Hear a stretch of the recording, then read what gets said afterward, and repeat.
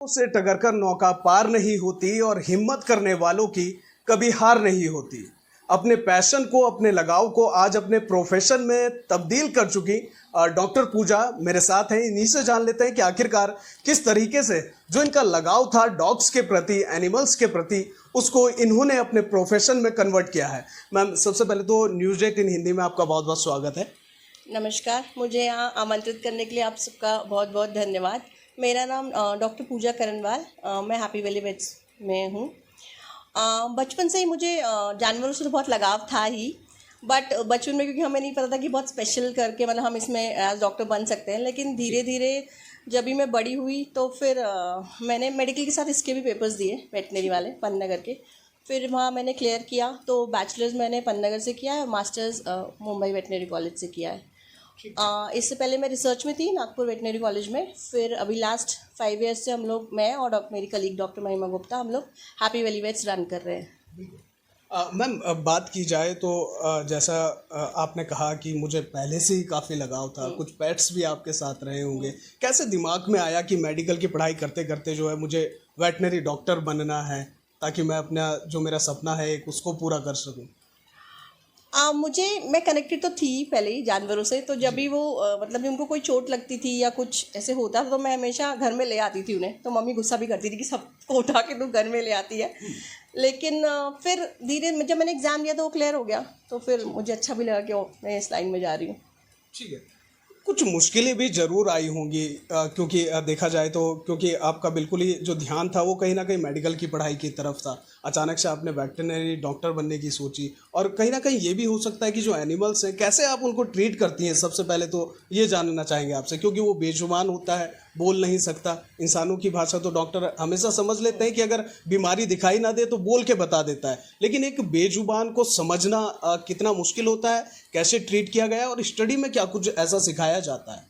Study में तो सिर्फ सिम्टम्स ही सिखाया जाता है कि इस सिम्टम से आप ये जज करोगे। बट जैसे वॉमिटिंग ही होता है, उसके भी बहुत सारे कारण होते हैं। तो मुझे पर्सनली ऐसा लगता है कि हमें स्पिरिचुअली कनेक्टेड होना पड़ता है उनसे, तब थोड़ा सा लगता है। अगर आप कनेक्टेड नहीं हो ना अपने पेशेंट से तो आप नहीं डायग्नोज कर पाते हो ढंग से कि क्या है।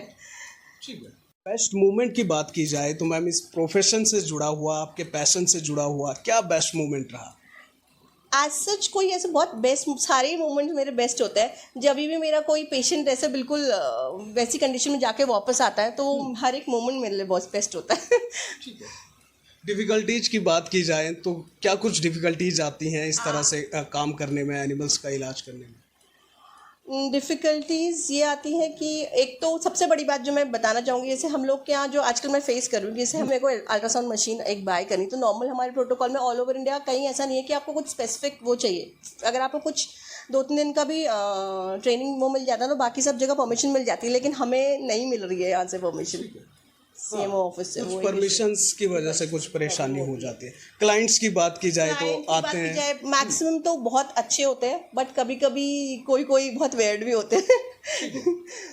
कैसे सब मैनेज किया जाता है? कभी स्ट्रॉन्ग रह के, कभी थोड़ा सा लूज वो देके। और हम लोग यहाँ स्ट्रेस का भी बहुत वो करते हैं, लाइक कंसेशन में भी वर्क करते हैं उन लोग के लिए। बहुत सारे तो ऐसे होते हैं जो हम लाते हैं, ट्रीट करते हैं, फिर वापस रोड पे वो कर देते हैं। बहुत सारे और एनजीओज के साथ भी कनेक्टेड है हम लोग। ठीक है। कुछ प्रोस्पेक्टस आपके देखे थे तो उनमें था कि फ्री चेकअप्स आपने कैंपिंग ऐसे टाइप कैंप लगाए हैं, तो क्या कुछ है वो कि आप फ्री चेकअप कर रही हैं एज अ चैरिटी? वो सब किया जा रहा है? हाँ, एज अ चैरिटी रहता है वो।